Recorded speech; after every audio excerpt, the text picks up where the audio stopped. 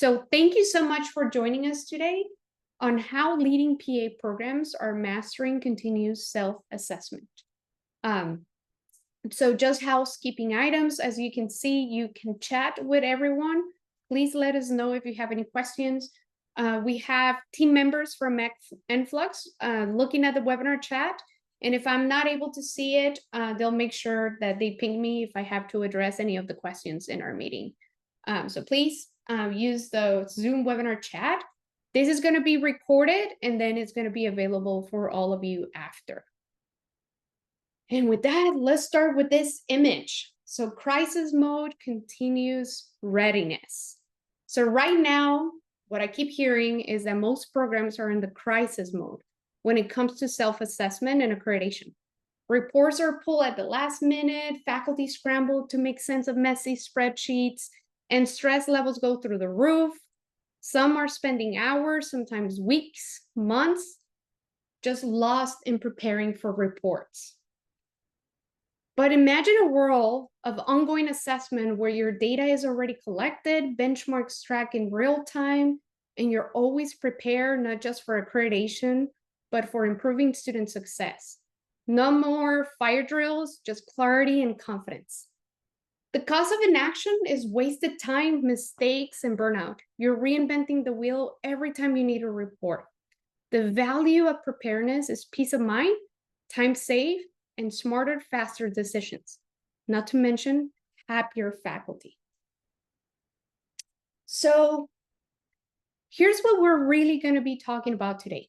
This is more than accreditation. It's about transformation.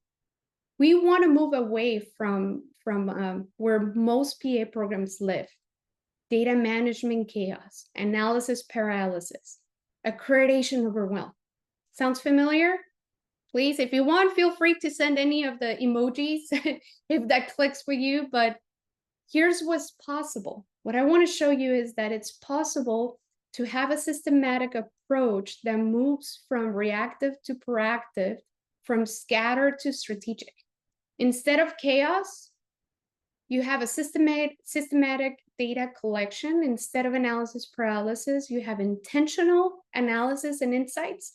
And instead of overwhelm, you have a strategic action planning. This isn't a straight line. It's a continuous cycle. That's the secret. While other programs are preparing for accreditation, you're living in an ongoing excellence, ongoing self-assessment. The bridge where you are and where you want to be, that's exactly what we're going to show you today and how to get started. In fact, there's a PA program in Texas with a site visit scheduled for 2027. The reaction wasn't panic or stress. It was calm confidence. Why? Because our team had already engaged in building a system that keeps them continuously prepared. Today, we'll hear directly from those leaders, Dr. Paul Allen and Dr. Steve Skaggs at UT Health San Antonio, Texas, about how these strategies make year-round readiness possible. Together, we'll share a proven framework to transform the way your program approaches accreditation and ongoing self-assessment. It's a real privilege to introduce you to Dr. Allen and Dr. Skaggs. Thank you so much for joining us today. And before we get started and dive into the framework, I would love to hear from you. What was the moment you realized your program needed to move beyond traditional accreditation preparation? What was that turning point that made you think there has to be a better way? Thanks, Alejandra. I'll start off with the disclaimer, just so everybody's aware. I have nothing to declare because I'm a customer of Enflux. I own no stock, not involved with the company other than helping with beta testing information and improving the system. And back to the original question, I looked back in my emails to make sure I could answer this accurately, and I contacted Alejandra approximately 2 months after I turned in my application for site visit in 2017 for a site visit in 2018, because After going through the process, the chaos and confusion process that Alejandra painted a picture of, I knew there had to be a better way to do this, and I learned about their company, and I contacted her so we could discuss the possibilities of this because the ARC-PA has been banging the drum on continuous self-assessment.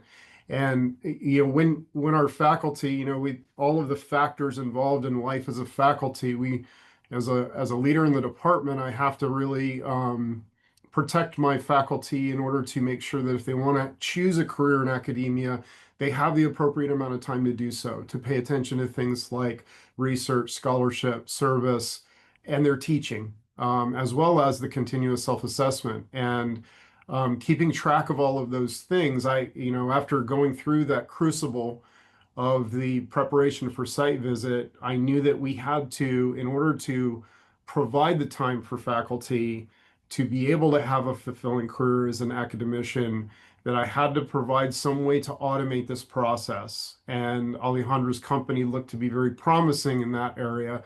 So we started our relationship of sharing information and working on building a system. So we would, my mantra has been never again do I want to go through the 17-hour days, the putting on 30 pounds and becoming pre-diabetic, etc., prior to a site visit.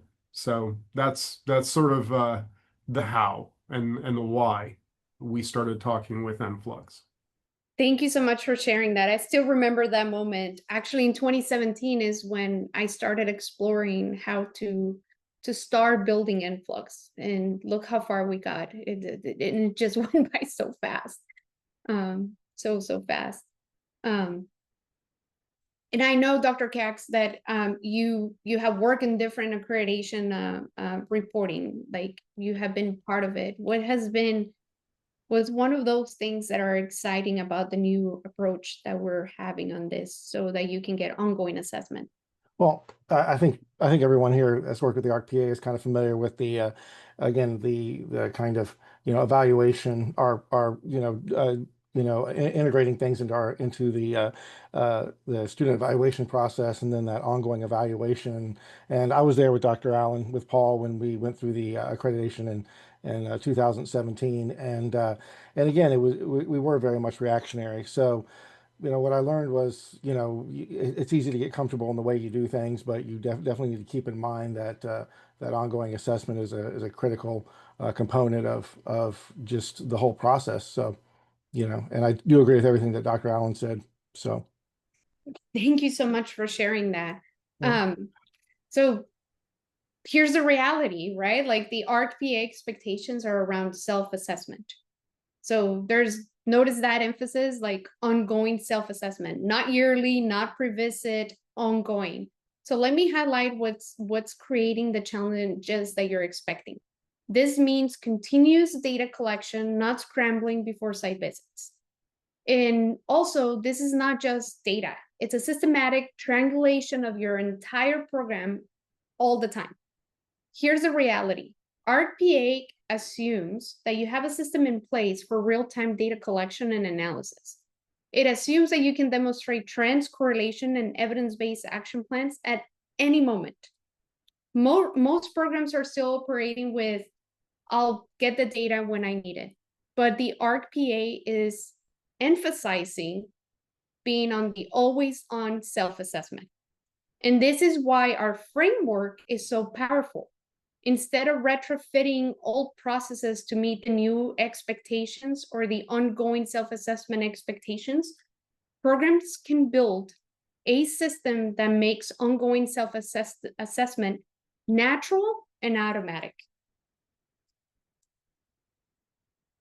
Now, there's still some uncertainty. We for sure don't know if the version 6 will keep the SSR or the Appendix 14 for SSR. But here's what we do know. Our customers coming up for accreditation on 2027 will have to use Appendix 14. And that's why our promise is simple. We'll help you meet Appendix 14 today and deliver more than just static reports. We'll help you create a system of ongoing self-assessment that keeps your program compliant with the 5th and the 6th edition standards. And today, because we don't have a lot of time, we're going to focus on Appendix C, the effectiveness of didactic curriculum, so that we can cover the whole framework. So Appendix 14, I think we all know this one really well. We have student evaluation data. We have final didactic course grades of C or below, and we also have student remediation. Just one line item from Appendix 14 requires 3 different data sources, and 2 of them are massive, meaning they're coming from your LMS and they're coming from a survey system that is doing the end of academic term course evaluations. And to add more complexity, all of this has to be triangulated, and you have to run a correlation analysis, and most likely you're doing this in Excel, or IBM SPSS is like a statistical tool, or R. So let me show you how we can use the framework, an ongoing self-assessment framework that has 3 pillars, so that we can take you step by step through the student evaluation data. So 3 components. A systematic data collection is not just about trying to gather as much data as possible. It's benchmark driven. So you have to ask yourself, what's our benchmark and what data do we need to measure that benchmark? So that way it's more a systematic approach. Second one, it's intentional analysis and insights. This is not just about running reports and see what sticks. It's not about putting all the data in a blender and see what happens. It's about choosing the right visuals and asking the right questions and interpreting the data with clear purpose. Third one, not the least, is strategic action planning. This is not just about ad hoc fixes. It's about creating something sustainable that is connected to your strategic plan and your benchmarks. This is the framework, and we're going to show you what each of them require. But when you have a systematic data collection with intentional analysis and insights, you go from raw data to clarity. You can obtain smart targeted decisions when you have an intentional analysis with strategic plans. And with the strategic plans and a systematic data collection, you're measuring what matters. And this is what we want to obtain. So what does it take?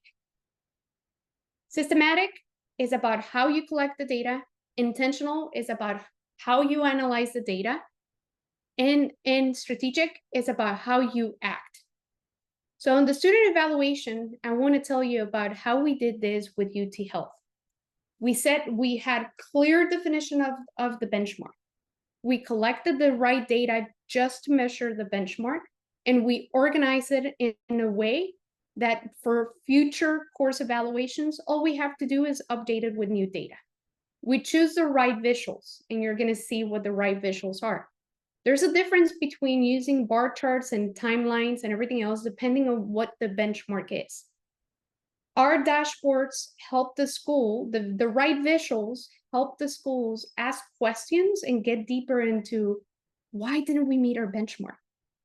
And every time you're asking that question, you're finding new ways to create the process repeatable.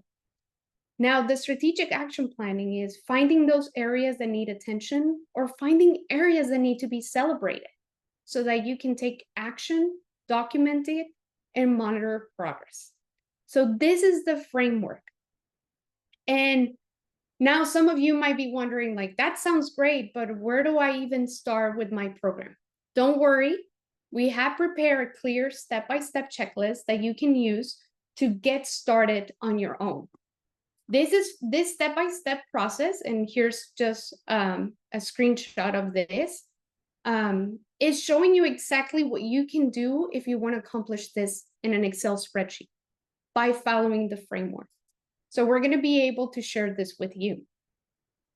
Now, what we all want to see is, what does that look like?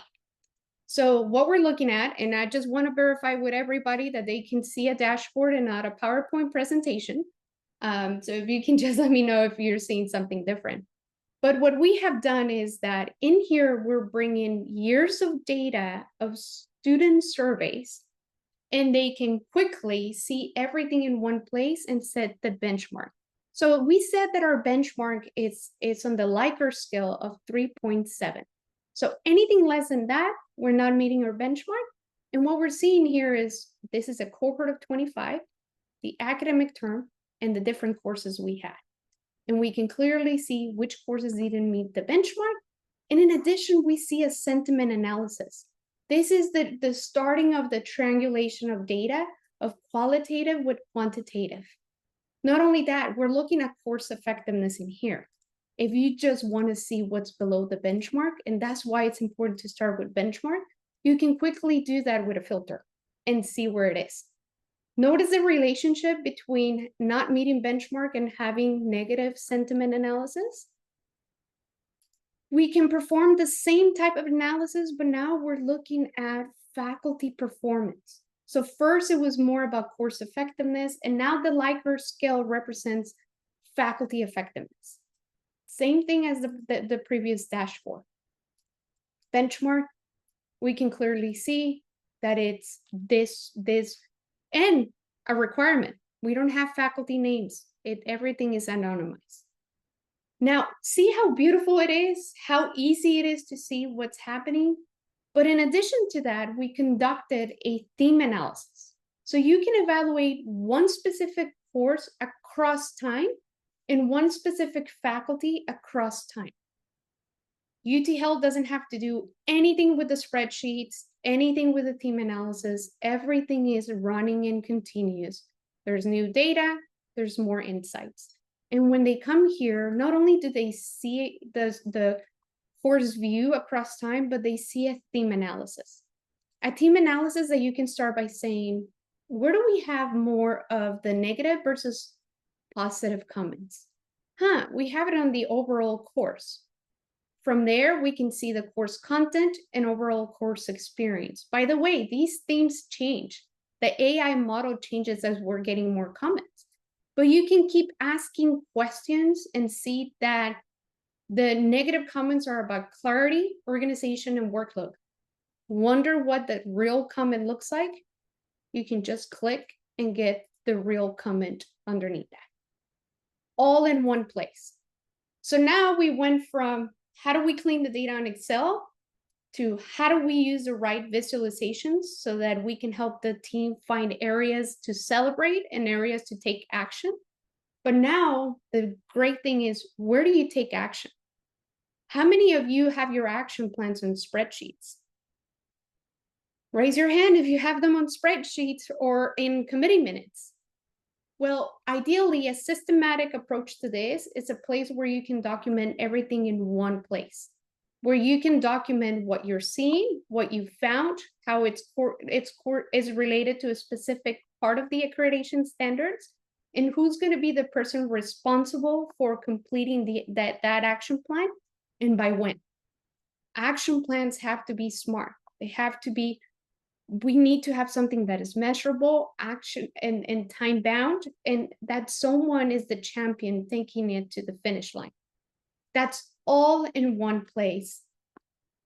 So in here we have all of this, and then let me show you. So that's our brief demo on how you can evaluate one component from course effectiveness.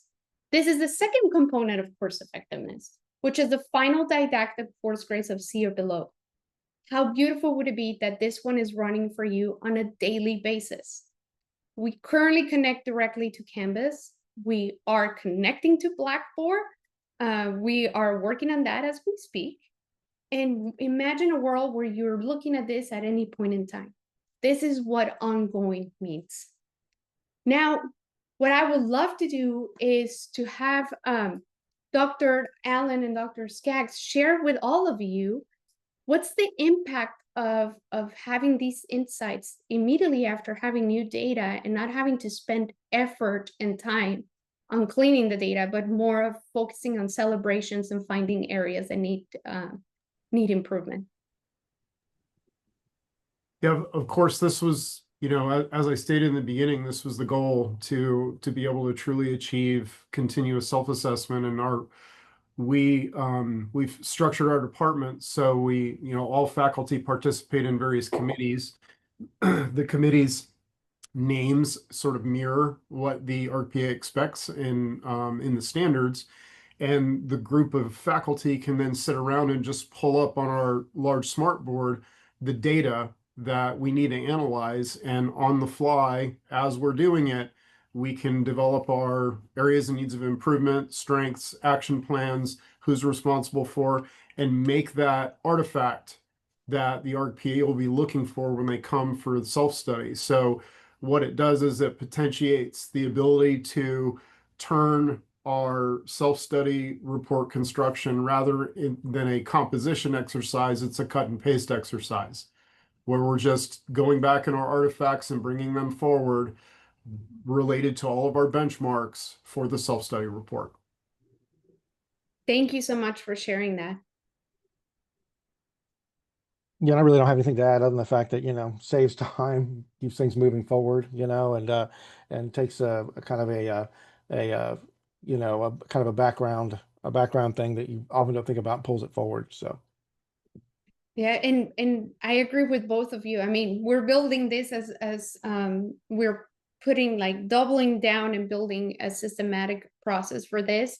And this is not just about saving time, it's about building confidence, reducing stress, and being ready for any future accreditation, but also being ready at any point in time to find those areas that need attention and not wait until when we have to do a self-study. So let me remind you what we have covered today. We have explored 3 critical components of the framework. 1, systematic data collection.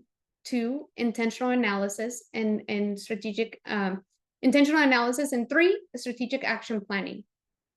What have seen practical strategies for each area. So we have each of these, but this framework is where you obtain clarity, where clarity beats complexity, where questions drive insights, and when consistency creates confidence.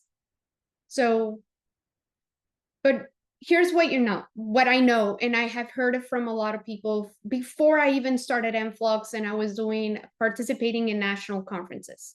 That this all makes sense, Alejandra, but where does my program need to focus first? Which gaps are holding us back the most? And what should be our priority? Those are the right questions, and there's only one way to answer them accurately. And that's through a systematic assessment of your current state. So what we're offering is that this is why we're offering something we have never done before, and it's a complementary accreditation confidence assessment. In 45 minutes, we'll conduct an accreditation confidence assessment audit to help you evaluate the current approach against ongoing self-assessment. During the call, we'll conduct an audit of your self-assessment process, identify specific gaps, and provide actionable priorities for strengthening your ongoing evaluation framework. Additionally, people that participate in our accreditation call, our accreditation confidence assessment, will obtain the step-by-step guide for analyzing student evaluations. So you're going to obtain, and I don't know how to move, you're going to obtain this document so that you can get started. You can get started with analyzing student evaluation, both qualitative and quantitative. This is exactly the 9-step process that we use to prepare the dashboard for UT Health. This is normally an internal document that's part of our development process, but assessment participants will receive it as a complimentary resource. Now, I need to be fully transparent about our ability. We only have limited assessment calls available for the next week because, as you all know, many of us are attending the PAEA conference on October 6th to the 11th.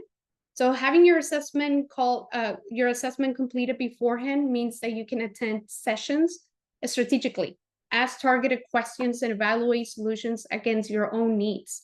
Dr. Allen and I were talking about this preparation would allow him, and we're both attending some of the same sessions, would allow him to know exactly what questions to ask and which sessions to attend, because it would help you the most. It would transform the way you approach the conference. So with that, I don't know if Dr. Allen, if you want to add anything to that. We're all going to probably to the same sessions. Yeah, and I mean the RPA sessions are always sort of a hot ticket item for people to attend. But I think more importantly, now that we made the transition to the 6th edition on 1 September, the jury's out on things like Alejandra mentioned, as far as, is the self-study going to maintain its current structure of Appendix 14 with all of the sub-appendices underneath it. So we're hoping to gain some clarity on that. But the idea behind all of this is we don't anticipate the self-study changing as far as the methodology and what they're wanting us to look at. We don't anticipate too many changes in that, only how it's organized. And so, you know, embarking on something like this where we have this system in place, it just requires adjustments rather than construction. Yes, absolutely. Hopefully they don't, like, that's what we're expecting. I'm looking forward to attending that session and learning more. Hopefully we won't be surprised. But now I want to open it for Q&A. If anyone has any questions for us, please let us know. We are looking, I'm just changing my screen so that we can take a look at the chat. Perfect. As we mentioned, we wanted to keep this brief and sweet, because we know everyone's time is precious, and we wanted to keep it under 30 minutes. Mission accomplished, 1 minute left. But we can definitely stay for a few more minutes if anyone has any specific questions. Let's see. We'll wait for a second. Perfect. Perfect. How do I book a session? How do you input the survey data? So how do you book a session? So we have the code here. We're also going to send a follow-up email with the recording of the webinar and the framework. We created the framework as a worksheet that you can have. And then I don't know if Corey, you're in the chat, if you can share the direct link in the chat so that people can see that as well. Second question, how do you input the survey data? So Maria, that's an excellent question. So we have a process for doing that. So we have a standardized data schema where we bring your score for the course effectiveness, your score for the faculty effectiveness, response rate, because we want to make sure that we have the right sample size, and we bring all your comments. That's all we need from you. When we pull that data, then the report gets updated with all the data that you put in the system. So that's how we input the data into the survey. Is there a different link for the 45-minute self-assessment evaluation? You had offered a few slides ago. No, it's the same. Sorry, it's the same link. Use this link. So my apologies. I changed the other slide and forgot to change this one. Thank you, Corey, for sharing the link. And perfect, wonderful. Any other questions? Well, if anyone has any questions, let me know. But I'm really excited to see everybody in a couple of weeks at PAEA San Diego. Please come and visit our booth. We would love to have the assessment call before so that we can keep our conversation going at the booth. And like we said, you can take that assessment worksheet with you as you go and go to the sessions and learn more about the accreditation changes. Perfect. Do you have the process to change? Yes, we do. That's the thing about working with us, is that we grow with you and with the changes that are happening. So we plan to update our process based on any RPA adjustments to Appendix 14. So that's in works as well. So that's an excellent question, Jason. We just want to know what the changes are going to be. That's all we're waiting for. But wonderful. Well, thank you so much for joining us today. And I hope to meet you at PAEA. Thank you. See you. Bye-bye.